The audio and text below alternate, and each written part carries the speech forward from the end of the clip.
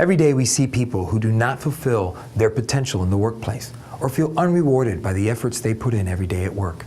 And we realize that this great frustration is due mostly to the lack of basic principles that could help them succeed in their careers. As difficult as the times that we're living are today, what we're suffering of the most is the lack of leaders who will inspire people for a higher level of motivation. There is a great, great lack of hope.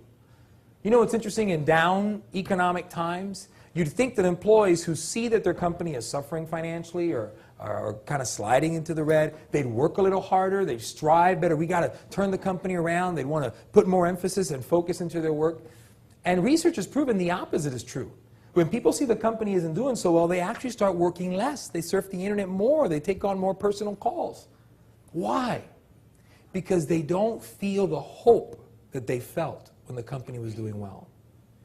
And my strong emphasis with business leaders, if you manage, lead other people, if you have responsibilities over the lives of others, your role, your key role, is to bring to them the hope of a significant purpose for why you're doing work together, for why you're doing business. And for our LifeWork leaders coming out of the program, our challenge to them is that they would use every sphere of influence to have such an impact in people's lives. Because if you start having an impact in your business, you start having an impact in the families of the people that work in that business, you start having an impact in the neighborhoods that those families are in, and overall you start impacting the whole of culture. What we want to do is empower you with some tools to help you succeed at work and each day see progress towards the future that you hope for in your career. Now remember this, your long-term success is not dependent on your technical skills or abilities. More than anything else, it's really riding on your ability to develop great interpersonal skills, what they call soft skills, the ability to build good, healthy relationships, to hold a positive attitude, to be willing to learn and grow and change in order to make the best use of all the technical skills you learn along. We can set many paths for ourselves, but we first have to ask ourselves, what are we wired to do? If I were to ask you the question, why do you work? Why do you get up and go to work in the morning? Most people will answer, well, I've got to pay bills, I've got to make money, I've got children to feed. And those needs are legitimate. But truly, people who seem to have a higher purpose, something that goes beyond themselves, something greater than them, find greater motivation to do their work, enjoy their work more, and find it more rewarding. But our internal motivation must line up with the external motivations. Before any external incentives or benefits at work or in any endeavor can drive us to succeed, we must make sure they line up with what drives our heart, that our internal motivations are in line with that. That humility is demonstrated by putting others first. That's all humility means. It doesn't mean that you're not elevated to positions of title and authority and power and that you don't use the influence that you have. But that no matter where you are, you always deflect the spotlight to others. You always put other people first. You share the credit with other people. You always put others before yourself.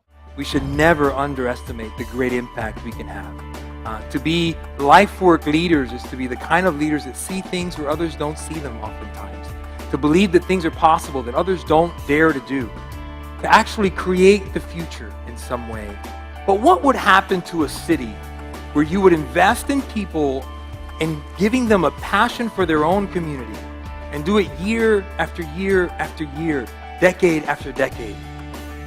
Our vision would come true for an emerging generation of leaders that would cross every boundary to transform churches, communities, companies, transform our city and its future.